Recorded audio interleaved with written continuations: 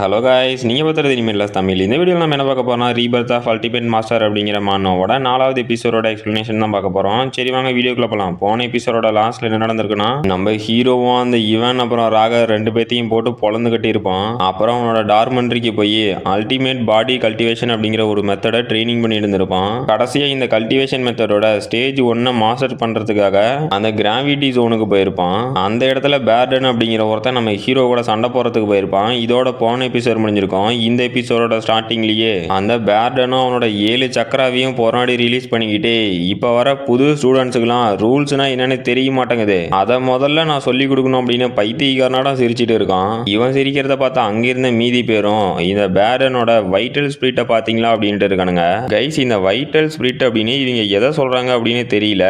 பொன்னாடி சொன்னாங்க அப்படின்னா நான் மென்ஷன் பண்ணிடுறேன். அந்த கூட்டத்தில் இருக்கவனுங்களும் இந்த பேர்டன் மாதிரியான ஒரு டேலண்டட் கையை நீங்க பார்க்கவே முடியாது. ஏன்னா இவனோட 7 சக்கராவையும் ஒரே வாரத்தில் ஓப்பன் பண்ணியிருக்கான். இந்த 7 சக்கராவையும் நார்மலாக ஓப்பன் பண்ணோம் அப்படின்னா கிட்டத்தட்ட 5-6 மாதம் கூட எடுத்துக்கலாம். ஆனால் இந்த பேர்டன் இப்போ மார்ஷியல் அப்ரெண்டிஸ்ட் இல்லை மார்ஷியல் வாரியர் அப்படிங்கிற ஸ்டேஜுக்கு போயிட்டான். அப்புறம் அவனோட வைட்டல் ஸ்பிரிட் லைட் மாதிரி வெளியே வருது, அது ப்ரெஷரை கிரியேட் பண்ண பாக்குது அப்படின்னு ஒருத்தன் சொல்கிறான். இன்னொருத்தனும் இவன் கூடிய சீக்கிரத்திலேயே ஆர்ஜின் இடத்தை கூட ரீச் பண்ணிடுவான் நடக்குது அப்படின்னு ஷாக்லேயே பார்க்குறான். அந்த பேர்டனும் டே முட்டாள், இன்னைக்கு நான் கொஞ்சம் நல்ல மூடில் இருக்கேன், அதனால உன்னை கொல்லாம உன்னோட ஒரு சில எலும்பை மட்டும் நொறுக்கிறேன், இதை வாங்கிக்கோடா அப்படின்னு ஹீரோ அட்டாக் பண்ண போறான். ஹீரோவும் அவனை கண்டுக்காம டே நீ டைகர் ஃபீஸ்ட்டை யூஸ் பண்ணி என்ன ஆம்புஷ் பண்ணலான்னு தான் நினைக்கிற, உன்னால அந்த பவர் லெவலோட வைபை கரெக்டா டாமினேட் பண்ண முடியல, உனக்கு இந்த டைகர் ஃபீஸ்ட் டெக்னிக்கை யூஸ் பண்ண மட்டும் தான் தெரிஞ்சிருக்கு, இதை நீ இன்னும் மாஸ்டர் பண்ணல, அதனால அந்த வேலையை முதல்ல பாடுறா அப்படின்னு அவனை கலாய்ச்சி விட்டு போறான். இதை கேட்ட அங்கிருந்த மீதி ஸ்டூடெண்ட்ஸ் சும்மா இருப்பானுங்களா, டே அங்க பாத்தீங்களடா இந்த பேர்டன் வெறும் வெத்து பீஸ் ஆடுனாங்குது, அது மட்டும் இல்லாம யாரா இவன் 7 சக்கராவையும் ஓபன் பண்ண ஒருத்தன் கூட சிங்கிள் சக்கராவை கூட ஓபன் பண்ணாம இவ்வளவு தைரியமா பேசுறான். என்னதான் இருந்தாலும் இவன் சொல்றது கரெக்டா தான் இருக்கு. ஏன்னா இந்த பேர்டன் எல்லாமே தியரியா தான் படிச்சு வச்சிருக்கான், எதையுமே பிராக்டிஸ் பண்ணல அப்படின்னு கலாய்க்கிறானுங்க. அந்த பேர்டன்லாம் வெறி ஆயிட்டு டே உனக்கு கருணை காட்டலான்னு நினைச்சது என்னோட தப்பு தான், செத்து போட அப்படின்னு ஹீரோ அட்டாக் பண்ண வரான். ஹீரோவும் நீ சொன்னா திருந்த மாட்ட, பட்டாதான் திருந்துவ போல அப்படின்னு திரும்பி அவனுக்கு பின்னாடி ஏதோ டிராகன் மாதிரியான ஒரு ஃபார்மை கொண்டு வரான். அந்த பேர்டன்லாம் டிராகனை பார்த்து மிரண்டு போயிட்டு இங்க என்ன நடக்குது, என் ஃபிஸ்டோட ப்ரெஷர் இவன் மேல ஒர்க் ஆகல, ஆல்ரெடி அதை சப்ரஸ் பண்ணிட்டானா இல்லனா ஏதாவது ட்ரிக்கை யூஸ் பண்றானா, ஆனா இந்த ஓவர்வெல்மிங்கான ஃபீலிங் இவன் என்னோட பஞ்சு வரதுக்காக வெயிட் பண்ணிட்டு இருக்கான். இல்ல உன்ன மாதிரி ஒரு லூசர் கிட்ட நான் தோத்து போக மாட்டேன், உன்னை கொல்றதுக்குலாம் என்னோட கையே போதுனா அப்படின்னு அந்த நிலைமையிலும் ஹீரோ அட்டாக் பண்ணலான்ட்டு போறான். ஹீரோனோட கையை பிடிச்சி லைட்டா திருப்பினதுல பையனோட மூஞ்சி ரியாக்ஷனே மாறிட்டு இல்ல இங்க என்னடா நடக்குது அப்படின்னு ஷாக் ஆகுறான். ஹீரோவும் அவனோட வயிற்றுலயே ஒரு பஞ்சை விட்டு பறக்க விடுறான். ஹீரோவும் இல்ல என்னோட பாடி வீக்கா இருக்கு, இல்லனா அவன் இந்நேரம் செத்துருப்பான், இருந்தாலும் இப்போதைக்கு அவனோட ஒரு கையை நான் டேமேஜ் பண்ணிட்டேன் அப்படிங்கிறான். அங்கிருந்தவனுங்களும் டே இந்த முட்டாலே ஏதோ ஒரே அட்டாக்ல அவனை தோக்கடிச்சிருவான்னு பேசிட்டு இருந்தான். ஆனா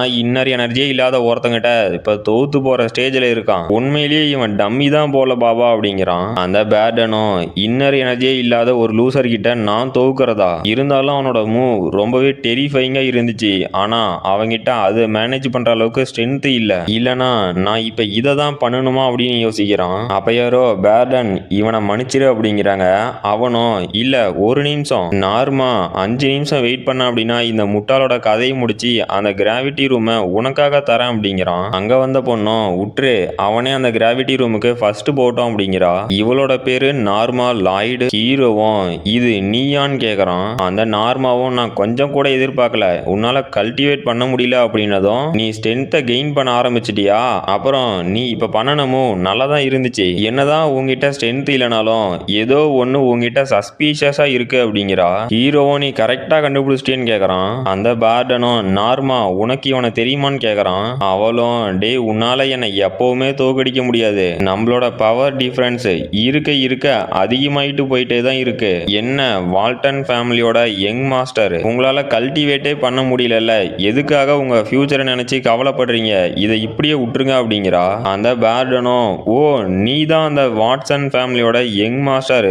ஃபேமஸான ட்ராஷா, நீயாடா இவ்வளவு நேரம் என்கிட்ட இவ்வளவு திமிரா பேசிட்டு இருந்த அப்படின்னு சிரிக்கிறான். அங்க இருக்கவங்களும் ஓ இவன் தான் அந்த வாட்சன் ஃபேமிலியில இருக்க இன்னர் எனர்ஜியே இல்லாத லூசரா, ஆமா நாங்க கேள்விப்பட்டோம் ரிஃபைனர் யூனியனாலேயே இவனோட கல்டிவேஷன் ப்ராப்ளத்தை சால்வ் பண்ண முடியலையாம், அது மட்டும் இல்லாம நார்மா இவனுக்கு வேணும் அப்படின்னு ஆசைப்பட்டிருக்கான். இந்த முட்டாள் என்னதான் ரொம்ப பணக்காரனா இருந்தாலும் பவர் அப்படிங்கிற ஒண்ணுதான் இங்க மேஜர் ரோலை பிளே பண்ணுது. சோ இந்த முட்டாளால கடைசி வரைக்கும் நார்மா பக்கத்துல கூட போக முடியாது அப்படிங்கிறானுங்க.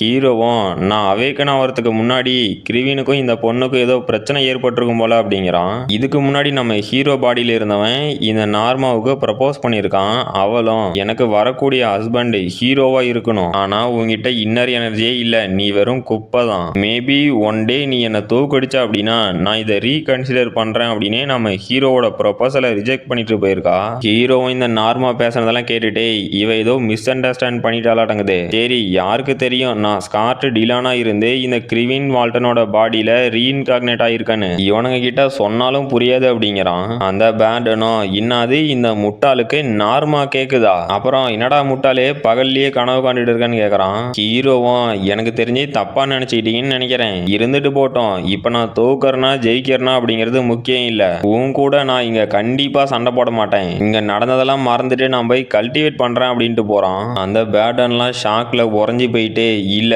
இங்க என்ன நடக்குது, சக்கராவே ஓபன் பண்ணாத ஒரு லூசர் கிட்ட இருந்தே இந்த அளவுக்கு ஓவர்வெல்மிங்கான பிரஷரா, அவனை பார்த்து நான் பயந்துட்டேனா, இல்ல நான் என்னோட மைண்டை லூஸ் பண்ணிட்டேன், இங்க என்னடா நடக்குது அப்படின்னு பேய் அரைஞ்ச மாதிரி உறைஞ்சு போய் நின்றுட்டு இருக்கான். அந்த நார்மாவும் ஆமா கிரிவின் சொன்னது கரெக்ட் தான், உன்னோட டைகர் ஃபிஸ்ட்டை வச்சு அவனை தோக்கடிக்க முடியாது, நீ வேணா அதை மாஸ்டர் பண்ணினா ஒரு சான்ஸ் இருக்கு, அதுவும் கன்ஃபார்ம் இல்ல அப்படின்ட்டு போறா. அங்க இருக்கவனுங்களும் அந்த பேர்டனை பார்த்து சிரிக்கிறானுங்க. அவனும் கிரிவின் வால்டன் உன்னை நான் சும்மா விட மாட்டான் அப்படிங்கிறான். அப்புறம் அந்த கிராவிட்டி ரூம்ல ஹீரோ காட்டுறாங்க. அவனுக்கு முன்னாடி 2 பொம்மை இருக்கு. ஹீரோவும் இந்த 2 டம்மியும் பிளாக் ஸ்டீல் ஸ்டோன்னால மேட் பண்ணப்பட்டது, இது 100 வருஷம் பழமையான ஸ்டோன், சரி இருந்துட்டு போட்டோம், இந்த பிளாக் ஸ்டீல் ஸ்டோனை பத்தி ஆராய்ச்சி பண்றதுக்கு ஒன்றும் நான் இங்க வரல, ஆனா இந்த டம்மியோட நிலைமையை பார்க்கும்போது இங்க எத்தனை மார்ஷியல் ஆர்டிஸ்ட் ட்ரைனிங் எடுத்திருப்பாங்க. ஓகே எனக்கு இப்ப ரொம்ப நேரம் இல்ல, நான் என்னோட ஸ்ட்ரென்த்தை சீக்கிரமா ரீகெயின் பண்ணி ஆகணும். ஒன்ஸ் என்னோட மெரிடியன்ஸ் ஓப்பன் ஆனதும் வைட்டல் ஸ்பிரிட்டை கண்டென்ஸ் பண்ணணும், அப்புறம் இன்னும் 10 வருஷத்துல ஹெவன் ரிலத்தோட பீக்கை நான் ரீச் பண்ணி ஆகணும், இப்ப இதுதான் அதுக்கான ஆரம்ப புள்ளி அப்படின்னு அந்த டம்மி அட்டாக் பண்ண போறான். போன வேகத்திலேயே பறந்து வந்து விழுந்துட்டு இல்ல இங்க என்ன நடக்குது, என்னோட சன்லைட் ஃபார்மோட சைடு எஃபெக்ட் நார்மலா இருக்கிறத விட இந்த 10 மடங்கு கிராவிட்டியில இருக்கும் போது ரொம்ப பயங்கரமா இருக்கு, இருந்தாலும் நான் விட்டு கொடுக்க மாட்டேன், இன்னும் 3 நாளைக்குள்ள பிசிக்கல் பாடியில மார்ஷியல் அப்ரெண்டிஸ் லெவலை ரீச் பண்ணி ஆகணும், இந்த ப்ராசஸ்ல என்னோட மெரிடியன்ஸ் ஓபன் பண்றதுக்கு 60% தான் வாய்ப்பு இருக்கு, இருந்தாலும் நான் இதை கிவ் அப் பண்ண மாட்டேன் அப்படின்னு மறுபடியும் அந்த சன்லைட் ஃபார்மை பிராக்டிஸ் பண்ணிட்டு இருக்கான். அப்புறம் இதோட இந்த எபிசோட் முடிஞ்சு போச்சு. இந்த வீடியோ பிடிச்சிருந்துச்சுன்னா மறக்காம லைக் பண்ணுங்க, ஷேர் பண்ணுங்க, சப்ஸ்கிரைப் பண்ணுங்க. நாம அடுத்த வீடியோல பார்க்கலாம்.